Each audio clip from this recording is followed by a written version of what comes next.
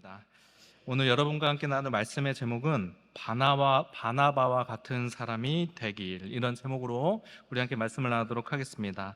자, 오늘 우리가 읽은 이 본문의 말씀은요, 이방인 최초의 교회, 이방 땅에서 세워진 최초의 교회, 그리고 선교 여행의 전초기지, 사도 바울과 바나바를 선교사로 파송한 교회인 안디옥 교회가 세워지는 장면입니다. 자, 오늘 본문 19절에 보니까요, 오늘 본문 19절에 이렇게 시작을 합니다. 앞에 자막에 있습니다. 오늘 본문 19절에 보니까요, 스데반에게 가해진 박해 때문에 흩어진 사람들이, 일단 주어죠. 어떤 사람들이에요? 근데 어떤 사람들이에요? 스데반에게 가해진 박해 때문에 흩어진 사람들이라는 거예요. 여러분, 이게 무슨 말이죠? 이거 어디 나오는 사건이죠? 자, 사도행전 7장 마지막에 보면요, 스데반이 순교하는 장면이 나옵니다. 사도행전 7장 마지막에. 그리고 스데반의 순교를 기점으로 예루살렘 교회에 큰 박해가 시작돼요. 그러니까 스데반을 순교시키고 이제 기독교의 뿌리를 뽑겠다, 뭐 이런 생각을 가지고 있었던 거예요. 사도행전 8장 1절 말씀 보니까요, 이런 말씀이 있어요. 사울은 스데반이 죽임당한 것을 마땅하게 여겼다. 스데반 죽임 당했어요. 스데반이 죽은 그 날에 예루살렘 교회에 큰 박해가 일어났다. 스데반을 죽인 것을 기점으로 예루살렘 교회에 큰 박해가 일어난 거예요. 요거 말씀 나눴었어요, 저랑. 네, 그렇죠? 기억나시죠? 큰 박해가 일어났다. 그래서 사도들 이외에는 모두 유대 지방과 사마리아 지방으로 흩어졌다. 이 당시 박해가 얼마나 심했는지 예루살렘 교회 모든 성도들이 유대 지역과 사마리아 지역으로 흩어진 거예요. 그러니까 교회가 흩어지는 사건이 있었던 거예요. 그만큼 박해가 심했던 거예요. 자, 오늘 본문 19절에 나오는 스데반에 가해진 박해 때문에 흩어진 사람들이 바로 이 사람들을 말하는 거예요. 이때 흩어진 사람들이, 자, 19절 말씀을 계속해서 볼까요? 이 흩어진 사람들이 무엇을 했는가? 스데반에게 가해진 박해 때문에 흩어진 사람들이 페니키아와 키브로스와 안디옥까지 가서, 그러니까 이방 땅까지 갔어요. 이제 예루살렘에서는 신앙생활하기 힘든 거예요. 그러니까 강제로 흩어졌잖아요. 그래서 안디옥까지 가서 유대 사람들에게만 말씀을 전하였다라는 거예요. 자, 스데반의 순교를 기점으로 예루살렘 교회에 큰 박해가 일어났어요. 그래서 성도들이 이방 땅으로 흩어지기 시작했어요. 그 이방 땅에 흩어진 성도들이 말씀을 전했는데, 이방 땅에서도 얘네들이 누구에게만 지금 말씀 전하고 있다고 말하고 있어요? 유대 사람들에게만 말씀을 전하는 거예요. 이방 땅에서도. 자, 여러분, 하나님이 예루살렘 교회를 왜 흩으셨죠? 흩으신 이유가 있어요. 예, 제가 몇 달 전에 핍박을 통해 일하시는 하나님 말씀 전했거든요. 그러니까 핍박 자체에 어떤 하나님의 의도가 있는 거예요. 핍박을 통해서 하나님이 무슨 일을 하시는 거예요? 뭐 하려고? 예루살렘 교회에 모여있는 성도들을 흩으심으로 이방 땅까지 복음이 전해지게 하려는 하나님의 의도가 있었던 거예요. 자, 한번 말씀드렸었지만 사도행전의 주제는 뭐죠? 사도행전 몇 장 몇 절이 사도행전의 전체 주제예요. 사도행전 1장 8절. 성령이 너에게 임하시면 너희가 권능을 받고, 성령 임하시면 권능 받고, 그 다음에 성령 받아서 어떻게 돼요? 예루살렘과 온 유대, 사마리아 넘어서 땅끝까지 복음의 증인이 되는 거예요. 이게 사도행전 전체 내용이에요. 사도행전 전체 내용을 한 절로 요약하면 사도행전 1장 8절이에요. 근데 복음이, 성령을 받아서 복음이 예루살렘까지 전해졌는데, 예루살렘까지 전해진 복음이 안 퍼지잖아요. 그러니까 하나님 어떻게 하시는 거예요? 핍박을 통해서 흩으시는 거예요. 그래서 핍박을 통해 흩어진 사람 중에 빌립이라는 사람이 어디서 복음 전했어요? 빌립. 사마리아 지역에 가서 복음 전해서 부흥이 일어나고, 또 사마리아 지역에서 한참 말씀 잘 전하고 있는 빌립을 부르셔서 에디오피아 내신 한 사람에게 복음을 전하시는 장면도 살펴봤잖아요. 그리고 한 명에게만 복음을 전한 것 같았지만 그걸 나중까지 보면은 아프리카 대륙에 복음이 들어가는 일이라고 말씀드렸었죠. 자, 보세요. 하나님이 예루살렘을 넘어서 온 유대와 사마리아 땅끝까지 복음의 증인되게 하시려고 흩었습니다. 근데 지금 문제가 뭐예요? 흩어졌으면은 이방 땅에 가서 이방인에게도 복음을 전해야 되는데 지금 얘네들이 흩어져서 이방인이 아닌 이방 땅에서도 유대인에게만 말씀을 전하고 있는 거예요. 여러분, 이게 얼마나 답답한 일입니까? 이방 땅에서도 유대인에게만 말씀을 전하는 거예요. 자, 그런데 이러한 상황 가운데 어떠한 일이 일어나는가? 20절 말씀. 우리 20절 말씀을 우리 다 같이 한번 읽어볼까요? 다 같이 읽겠습니다. 시작. 그런데 그들 가운데는 키프로스 사람과 구레네 사람 몇이 있었는데 그들은 안디옥에 이르러서 그리스 사람에게도 말을 하여 주 예수를 전하였다. 자, 스데반의 핍박으로 흩어진 사람들이 이방 땅에 가서 유대인에게만 말씀을 전했는데 그중 몇 사람이 이방인에게 복음을 전하기 시작했어요. 그러니까 정통 히브리파 사람들은요 이방인과 접촉을 하기 꺼려요. 그러니까 이방 땅에 가서도 이방인들에게 복음을 못 전하는 거예요. 문제가 심각하지 않습니까? 어떤 편견이 있는 거예요. 복음을 영접하고 예수를 믿는데 그래도 이방인과 접촉은 꺼려지는 거예요. 이게 그냥 그들이 갖고 있는 배경인 거예요. 쓰기가 힘들어요, 얘네들은. 근데 헬라파 유대인들은 그렇지 않거든요. 이방 땅에서 자랐거든요. 이방 땅 출신이거든요. 그러니까 이들은 어떻게 해요? 이방인들에게 복음을 전한 거예요. 그랬더니 어떤 역사가 일어났는가? 수많은 이방인들이 구원받는 역사가 일어나게 됩니다. 이게 하나님의 뜻이었거든요. 21절 말씀 볼까요? 21절 말씀 계속해서 보니까요, 주님의 손이 그들과 함께 하시니, 이방 땅에 복음을 전한 그들과 함께 하시니 수많은 사람이, 여기 이방인들입니다. 수많은 이방인들이 믿고 주님께로 돌아왔다.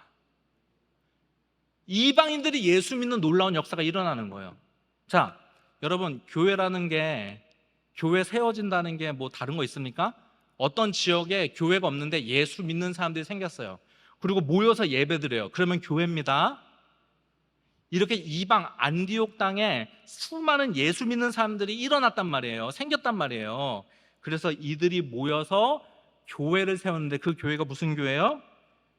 사도행전에 아주 중요한 안디옥 교회가 이렇게 세워지게 되는 것입니다. 안디옥 교회는 최초의 이방인 교회, 그리고 사도 바울을 선교사로 파송한 선교의 전초기지입니다.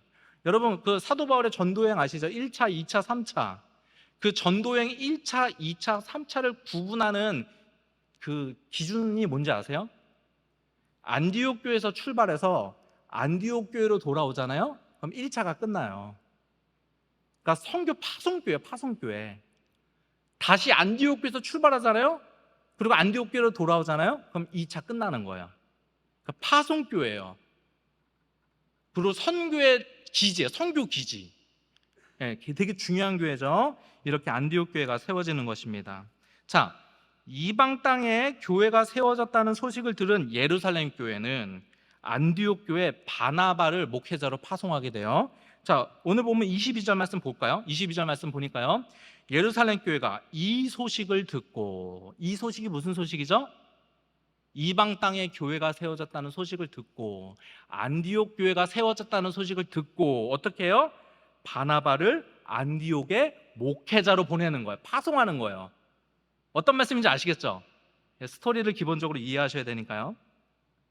이렇게 안디옥 교회에서 목회를 하던 바나바가 안디옥 교회가 점점 커지니까 함께 목회를 할 목회 동역자를 구하게 돼요. 혼자 목회를 하지 않아요. 그 동역자가 누구예요? 동역자로 누구를 데려오는데 그 데려온 동역자가 누구예요? 바로 13년간 예수님을 만난 이후에 전도를 하려고 했으나 실패해서 자신의 고향 다소에서 칩거하고 있는 사도 바울을 안디옥 교회 공동 목회자로 데려오게 됩니다. 25절과 26절 말씀, 오늘 본문 말씀 25절부터 볼까요? 바나바는 목회를 한참 하고 있다가 공동 목회가 필요한 거예요. 그래서 바나바는 사울을 찾으려고 다소로 가서, 지금 사울은 예수님 만난 이후에 전도 좀 하다가 죽을 것 같으니까 다소에 도망가 있었어요. 그리고 하나님이 부르실 때까지 다소에서 13년간 칩거하고 있는 상태예요. 근데 지금 사울을 찾으려고 다소로 가서 그를 만나 안디옥으로 데려왔어요. 같이 목회를 하려고 데려온 거예요. 26절 계속. 두 사람은, 그러니까 바나바와 사울은, 이 두 사람 공동 목회하니까 두 사람은 1년 동안 줄곧 거기에 머물면서 교회 모임을 가지고 많은 사람들을 가졌다. 이렇게 바나바와 사울이 안디옥교의 목회자로서 공동 목회를 하는 장면이 오늘 본문의 말씀입니다. 자, 여러분, 사울이 안디옥교의 목회자로 부름을 받았어요. 여러분, 이 부름을 받기 전에 이 사울이 어떤 상태였죠? 사울이 지금 어떤 상태였어요? 그쵸? 자신의 고향 다소에서 13년 동안이나 칩거를 하고 있는 상태였습니다. 여러분, 13년이면요 사람들의 기억에서 잊혀질 수 있는 시간입니다. 그런데 바나바가 13년 전에 사울을 기억해서 사울을 역사 속으로, 사역의 현장으로 다시 데려오는 역사적인 장면이에요. 자, 바나바 입장에서 이게 쉬운 일일까? 사울을 공동 목회자로 데려오는 게 참 당연한 일일까? 여러분, 사울은 어떤 사람이죠? 사울은 당시 가장 뛰어난 학자였던 가말리알이라는 학자의 문화생이었습니다. 이 가말리알은요 당시 최고로 뛰어난 학자였어요. 당시 유대 사회에 가말리알의 문화생에 들어갈 수 있는 인원이 30명이었다고 합니다. 그러니까 가말리알 문화생이다, 가말리알 제자다 하면은 유대 사회 위에서부터 30명, 아주 인재 중에 인재, 수재예요. 머리가 비상한 사람이에요. 사도 바울 굉장한 사람입니다. 또 사울은요 예수님을 만나기 전 교회를 핍박하는데 앞장섰던 사람이에요. 리더십 있는 사람입니다. 주도권을 가지고 일하는 사람이에요. 사람들이 따르는 사람이에요. 리더십이 있어요. 그리고 사울은요 예수님을 만나기 전 예수 믿는 사람을 잡으려고 유대 땅에서 다메섹까지 갔던 사람이에요. 열정적인 사람이에요. 자기가 가지고 있는 신념을 이루기 위해 먼 거리까지 가는 거예요. 열정적인 사람입니다. 추진력이 있어요. 자, 여러분 한번 생각을 해보세요. 우리가 잘 말씀을 참 이해를 해야 되니까. 여러분이 만약에 바나바라면 여러분의 목회 동역자로 사울 데려오겠습니까, 여러분? 이렇게 잘난 사람인데 여러분 데려오시겠습니까? 만약 바나바가 사울을 안디옥 교회 목회자로 데려올 경우 안디옥 교회에서의 바나바의 영향력이 감소할 것을 예상할 수 있습니다. 실제로요 사도행전 13장에 보면요 안디옥 교회 목회자가 5명이 등장하는데 13장을 볼까요? 사도행전 13장 1절에 보니까요 여기 안디옥 교회 목회자가 나와요. 앞에 자막에도 있습니다. 자, 안디옥 교회 예언자들과 교사들이 있는데, 목회자가 있는데, 목회자가 총 5명이에요. 공동 목회를 한 거예요. 그들은 하면서 이름 등장합니다. 첫 번째로 바나바, 그리고 니그레라고 하는 시므온과 두 번째 시므온, 구레네 사람 루기오, 세 번째 루기오, 분봉왕 헤롯과 더불어 어릴 때부터 함께 자란 마나엔과 네 번째 마나엔과 사울이다. 자, 여러분 성경에서요 이름의 순서는 영향력의 순서예요. 중요한 사람부터 앞에 쓰는 거예요. 이게 성경의 법칙이에요. 자, 그러면 안디옥 교회 가장 영향력이 크고 가장 중요한 사람이 누구예요? 바나바가 가장 영향력이 큰 사람이었고, 사울은 지금 어떤 사람이에요? 5명 중에 가장 영향력이 작은 사람인 거예요. 근데 여러분 바나바와 사울이 1차 전도행을 하면서 어느 순간 사울의 이름이 바나바 앞에 등장하게 돼요. 이거 많이 들어보셨죠? 예, 이름의 순서가 갑자기 바뀝니다. 사도행전 13장 43절만 보니까요 회중이 흩어진 뒤에도 유대 사람들과 경건한 개종자들이 바울과 바나바를 많이 따랐다. 이 앞에까지는요 바나바와 바울이에요. 바나바와 사울이던지. 근데 여기서부터는 바울과 바나바예요. 바울과 바나바를 많이 따랐다. 바울과 바나바는 이렇게 이름 순서가 바뀝니다. 자, 이름이 앞에 나왔다는 것은요 주도권이 넘어갔다는 거예요. 원래는 바나바가 더 큰 영향력을 가지고 있었고 주도권을 가지고 있었는데 선교 여행을 하면서 그 주도권의 영향력이 바나바에서 사울로 넘어갔다는 것을 우리가 알 수 있는 거예요. 그리고 여러분 실제로 1차 전도여행이 끝나고요, 바나바, 바울이 1차 전도여행을 함께 갑니다. 그리고 2차 전도여행을 출발하려고 하는데 바나바, 바울이 다투게 돼요. 의견 대립으로. 그래서 갈라지게 됩니다. 그래서 바울은 따로 가요. 바나바도 따로 가고, 그리고 따로 간 바나바는 2차 전도여행부터는 등장하지 않습니다. 2차 전도여행부터는 바울만 등장해요. 여러분, 바나바가 이런 걸 생각하지 못했을까요? 사울을 공동 목회자로 데려오면 자신이 밀릴 수 있다는 걸 생각 못할까요? 뛰어난 사람인데요. 또 선교의 주도권을 사울이 가져갈 때 바나바가 시기할 수 있지 않습니까? 불편한 마음 가질 수 있는 거 아니에요? 사울이 왕성히 전도 활동할 때 바나바가 뒤에서 사람들에게 제 과거에 무슨 일 했는지 알아? 제 과거에 예수님 믿는 사람 핍박했던 사람이야. 스데반을 죽였어. 저런 사람이야 하면서 흠잡을 수 있지 않습니까? 아니면 바나바와 바울이 2차 전도여행을 시작할 때 다투어 갈라지게 되는데 이때 사람들한테 이런 말 할 수 있는 거 아니에요? 원래 저 사울 원래 다소에 머물고 있었는데 내가 데려온 거야. 내가 데려오지 않았으면 사울 시작도 못했어. 그런데 은혜도 모르고 지금 저렇게 나랑 싸우고 여행 후 1차 전도 여행 후 갈라져? 이렇게 비난할 수 있지 않습니까? 그런데 성경 어디에도 바나바가 사울을 시기했다는 말도 없고 비난했다는 말도 없습니다. 오히려 바나바는 사울이 선교 여행의 주도권을 갖게 되었을 때 사울에게 주도권을 내어주고 본인은 역사 속으로 사라지는 것을 볼 수 있습니다. 오늘 본문 25절부터 26절 말씀 보니까요, 또 이런 말씀이 있어요. 바나바는 사울을 찾으려고 다소에 가서 그를 만나 안디옥으로 데려왔다. 자, 사울을 데려오는데 바나바가 지금 어떻게 했어요? 다소로 갔어요. 안디옥부터 다소까지 거리가 175km입니다. 이때 뭐 차를 타고 가는 것도 아니고 나이키 운동화가 있는 것도 아니고, 예, 이 먼 거리를 가는 거예요. 근데 여러분 충분히 이럴 수 있는 거 아닙니까? 부르는 거잖아요. 바나바가 윗사람이에요. 그러면 사람 보내서 사울 와보라고 해봐. 한번 오라고 그래. 이렇게 말할 수 있는 거 아니에요? 근데 바나바가 그렇게 하지 않고 어떻게 했어요? 직접 갔어요. 상대방 존중하는 거예요. 가서 무슨 얘기 했을까요? 성경에 안 나오지만 직접 가서 뭐 했을까요?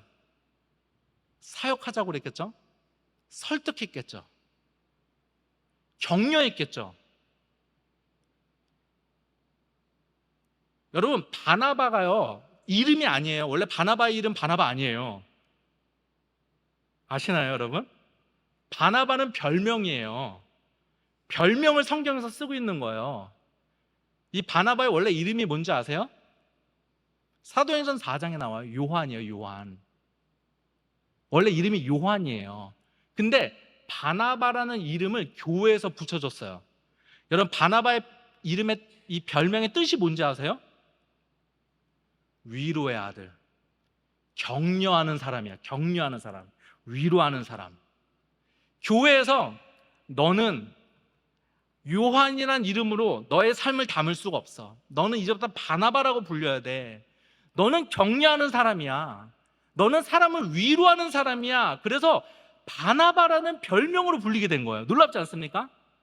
이런 바나바가 사울에게 가서 뭐 했겠어요? 13년 동안 치과하고 있었다니까요. 제가 수원에서 2년 동안 개척교회를 했었는데요, 제가 1년 끝나고 개척교회 사역을 섬긴 지 1년이 지나고 2년째 들을 때 부목사로 가야 될 것 같다라는 생각이 들었어요. 근데 부목사로 이제 가야 될 것 같다라는 생각을 결심하기까지 6개월 걸렸어요. 6개월. 왠지 아십니까? 지방에 목사님들 모여서 어느 큰 교회, 지방에 있는 큰 교회 부목사님들 보잖아요. 그러면 어떤 생각이 드는지 아십니까? 그 전에 다 했어요. 제가 수련목하고 교회에서, 규모 있는 교회에서 다 막 거기서 다 하고 했는데, 내가 저런 일을 할 수 있을까? 내가 다시 저런 일을 할 수 있을까? 이런 생각이 드는 거예요. 제가 깜짝 놀랐어요. 원래 그런 생각 잘 안 하거든요. 제 아는 친구가 동기가 저 인천에 부평감리교회라고 있어요. 거기 부목사 자리가 있는데, 우리 교회인데, 자기가 섬기고 있는 교회인데, 한번 제가 재수를 해서, 제가 형이었어요. 동기인데, 형 우리 교회 한번 지원해봐. 내가 목사님한테 한번 소개시켜 줄게 해서 면접을 봤어요. 네, 떨어졌어요. 근데 지금 보면 떨어질 수밖에 없었어요. 왠지 아십니까? 제가 면접 보기 전에 제 동기 만나서 얘기하는데, 제가 물어봤어요. 내가 이 교회에서 목회할 수 있을까?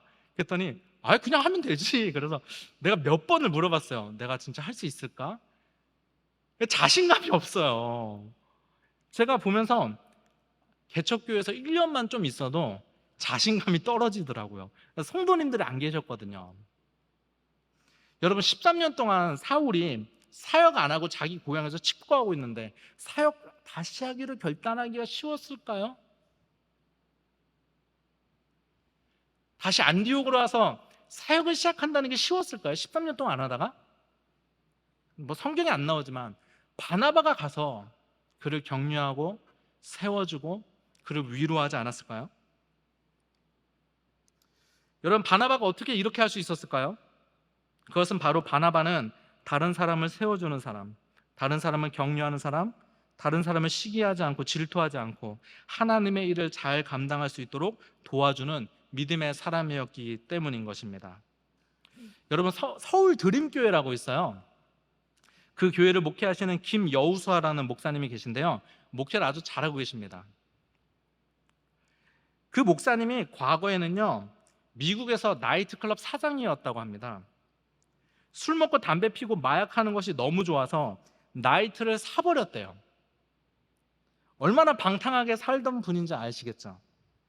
그런데 어느 날 목사님이 큰 교통사고를 당하게 되었는데, 교통사고가 얼마나 컸는지 헬기로 병원에 이송을 받게 되었다고 합니다. 자신이 병원에 누워있는데 아는 목사님이 자신을 찾아와서 목사님에게 이렇게 말을 했다고 합니다. 여호수아, 하나님이 너를 죽이실 거야. 너 회개 안 하면 죽게 될 거야. 이렇게 말씀을 하셨대요. 목사님은 그 말씀이 하나님의 음성처럼 들렸다고 합니다. 그래서 목사님은 자신이 하던 모든 일들을 접고 신학교에 가기로 결심을 했다고 합니다. 자, 그런데 문제가 무엇이냐? 신학교에 가려면 여러분 추천서가 있어야 되거든요.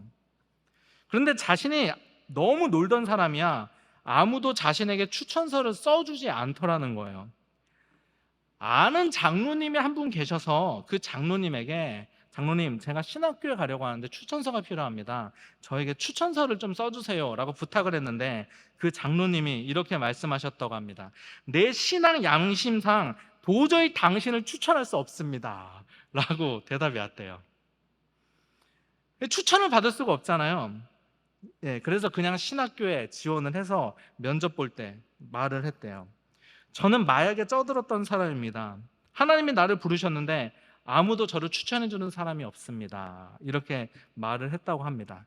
그런데 그때 그 이야기를 듣고 있던 입학처장이 그 김여수아 목사님에게 이렇게 말을 했대요. 하나님이 당신을 우리에게 보내셨습니다. 1년 동안 술 끊고 담배 끊고 마약 끊고 기도하고 말씀 보면서 새로워지시기 바랍니다 하면서 그 목사님을 받아주었다는 거예요.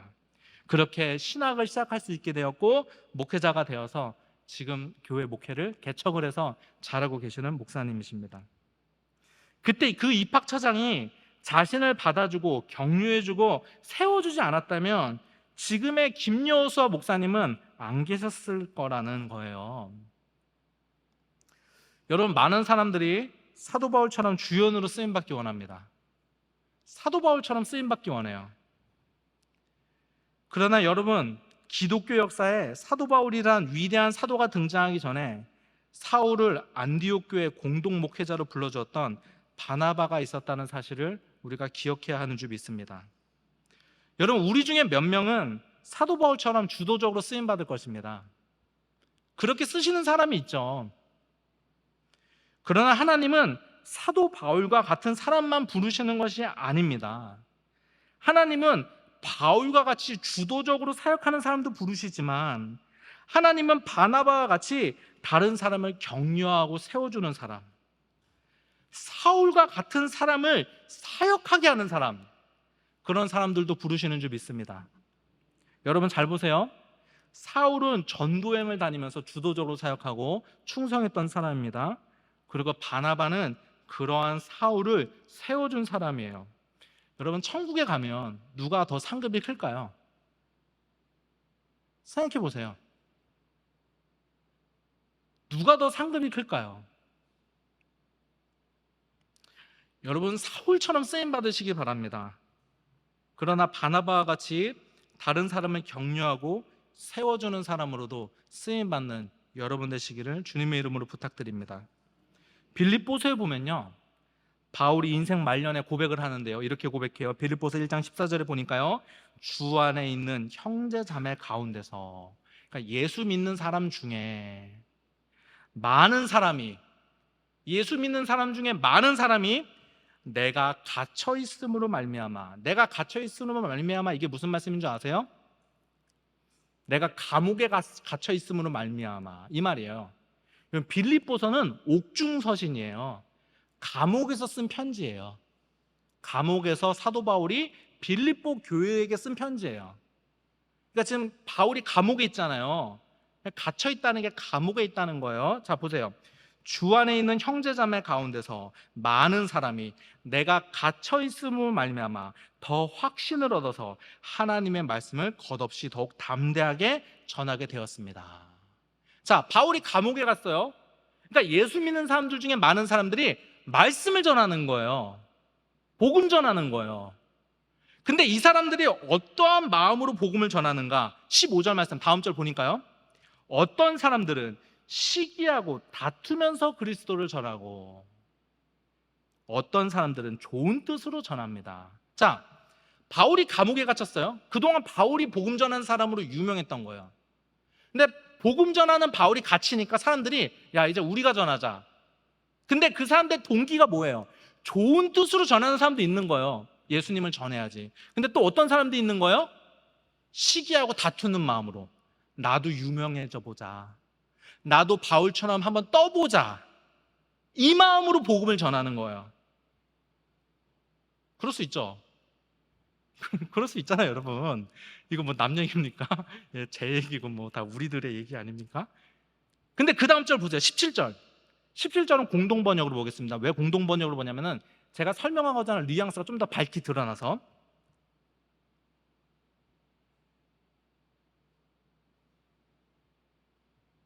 이걸로 읽을게요. 제 자막 보고. 시기하고 다투면서 하는 사람들은 경쟁심으로 그 불순한 동기에서 그리스도를 전합니다. 이거 불순한 동기죠, 이 말이에요. 그들은 나의 감옥 생활에 괴로움을 더하게 하려는 생각을 품고 있습니다. 자, 여러분 이상한 말이에요. 자, 시기하는 마음으로 복음을 전하는 사람들 지금 어떤 마음으로 복음을 전해요? 감옥에 있는 바울을 괴롭히게 하려고 복음을 전한대요. 여러분 이거 이해가 되시나요? 자, 복음을 전해서 감옥에 있는 바울을 괴롭히려고 하고 있어요. 이게 무슨 말이에요, 여러분? 아니, 복음을 전하는데 왜 바울을 괴롭히는 게 되냔 말이에요. 자, 여러분 한번 생각해 보세요. 이들이 생각하기에 복음을 전하는 것이 감옥에 있는 바울을 괴롭히는 것이 된다고 생각했다는 것은, 이렇게 생각한다는 거냐, 이들은. 내가 복음 전해서 바울을 괴롭혀야지, 이렇게 생각했다는 것은 반대로 바울이 유명해지고 바울이 복음 전도자로 뜨고 바울이 복음 전한다는 소식을 들었을 때 본인들의 마음이 어땠다는 거예요? 어땠다는 거예요? 괴로웠다는 거예요.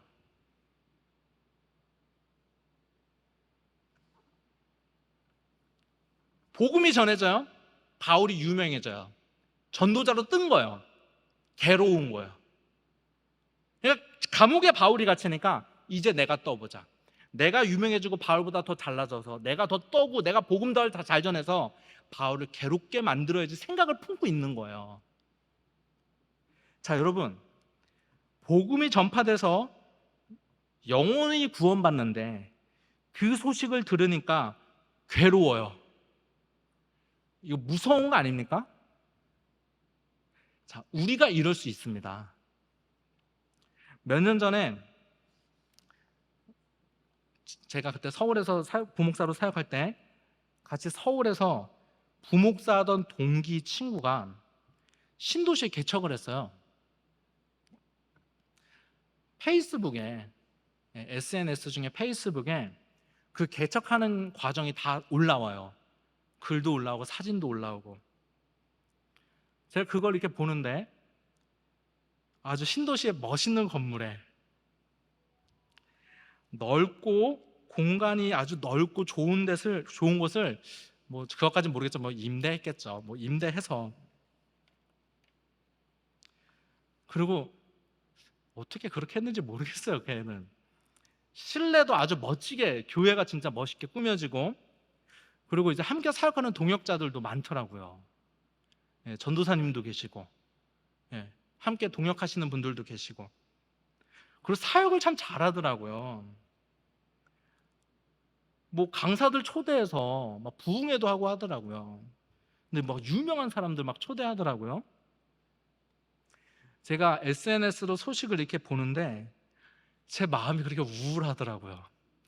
여러분 이제 공감이 안 되시는 것 같아요. 뭐 제가 좀 이상한 사람처럼 보이네요. 우울하더라고요. 그래서 제가 저희 아내한테 말했어요. 이런 걸 보는데 내가 이렇게 우울해, 마음이. 뭐 복합적인 마음이겠죠. 개척해서 야, 나 요즘 힘들다, 기도해줘, 이래야 마음이 좋을 것 같은데 이거 공감이 안 되네요. 그래야 마음이 좋을 것 같은데 너무 살기 잘 하는 거예요. 지금은 뭐 봐도 그렇지 않아요. 그때 처음에 그런 마음이 들더라고요. 지금은 정말 괜찮습니다. 교회가 잘 되는 거 보고 감사하다 이렇게 생각을 하고 있어요. 사역을 잘하는구나 이렇게 생각을 하고 있어요. 여러분 참 무서운 거 아닙니까?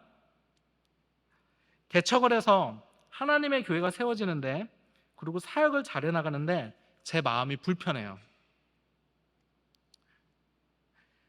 여러분 로마서 12장 15절에 이런 말씀이 있습니다. 기뻐하는 사람들과 함께 기뻐하고 우는 사람들과 함께 우십시오. 우리가 말씀을 순종할 때요, 하지 말라는 것도 하지 말아야지만 하라는 것도 해야 돼요. 하라는 말씀이죠. 기뻐하는 사람들과 함께 기뻐하고 우는 사람들과 함께 울어야 되는 거예요. 네, 여러분 제가 질문 드리겠습니다. 기뻐하는 사람들과 함께 기뻐하는 것이 더 어려울까요? 우는 사람들과 함께 우는 것이 더 어려울까요? 여러분 한번 여러분 고백해 보세요. 자, 근데 이거 조건이 있어요. 여러분 나와 너무 다른 사람은요 상관없어요. 그리고 신경도 안 씁니다. 저하고 별로 가깝지도 않은 사람이 로또 당첨됐대, 와 신기하다 이건 거예요.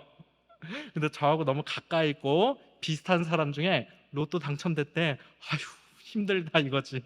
그런 거예요 여러분. 그런 거예요 원래. 너무 차이가 나면 아프리카의 수많은 사람들을 불쌍히 여기고 그들을 사랑하는 것보다 옆에 나하고 똑같은 집사님 권사님을 사랑하는 게 더 힘든 거예요 여러분. 아프리카 난민 사랑하는 게 훨씬 쉬운 거예요 여러분. 저도 그래요 저도. 여러분 기뻐하는 사람들과 함께 기뻐하는 것이 더 힘들까요? 우는 사람들과 함께 우는 것이 더 힘들까요? 기뻐하는 사람들과 함께 기뻐하는 것이 훨씬 힘듭니다. 여러분 내 옆에 있는 사람이 사역을 잘해서 하나님 나라가 이루어지고 내 옆에 있는 사람이 기도응답 받고 하나님께 쓰임 받을 때 우리는 하나님 나라가 이루어지고 주님의 교회가 세워지는 것으로 인하여 함께 기뻐해야 하는 줄 믿습니다. 이것도 신앙의 싸움이에요. 자연스럽게 되는 게 아니에요 여러분. 싸워야 돼요. 빌립보서 1장 18절에 바울이 이렇게 고백해요. 그렇지만 어떻습니까? 사람들이 자기들 시기하고, 그리고 시기하는 마음으로 지금 복음 전하고 나를 괴롭히는 마음으로 지금 복음을 전하는데, 그러면 어떻습니까? 거짓된 마음을 하든지 참된 마음을 하든지 어떤 식으로 하든지 결국 그리스도가 전해지는 것입니다. 나는 그것을 기뻐합니다. 앞으로도 또한 기뻐할 것입니다. 사람들이 자신을 시기해도 또 불순한 마음으로 복음을 전해도 결국 복음이 전파됨으로 자기는 기뻐한다는 거예요. 여러분, 이것으로 기뻐할 수 있는 믿음을 우리가 가져야 되는 줄 믿습니다. 여러분, 사도 바울은 당시 자신을 드러내려던, 사도 바울이 사역했던 당시 자신을 드러내려던 수많은 사람들, 그 사람들은, 시기하는 마음으로 복음을 전했던 그 사람들은 모두 사라지고 아무도 기억하지 못하지만 하나님만을 드러내려 했고 하나님의 사역만을 생각했고 하나님만 드러내려고 했던 바나바와 사울은 하나님이 기억하셔서 하나님 말씀에 기록되게 하셨습니다. 여러분, 교회에서 내가 드러나지 않아도 또 다른 사람이 드러나도 시기하지 않고 주님의 몸된 교회를 생각하며 사람들을 세워줄 때 하나님이 여러분 기억하시고 하나님이 여러분에게 상급 주신 줄 믿습니다. 그거 바라보고 우리가 신앙생활 해야 되는 줄 믿습니다. 이 믿음 가지고 여러분 승리하시는 여러분 되시기를 바랍니다.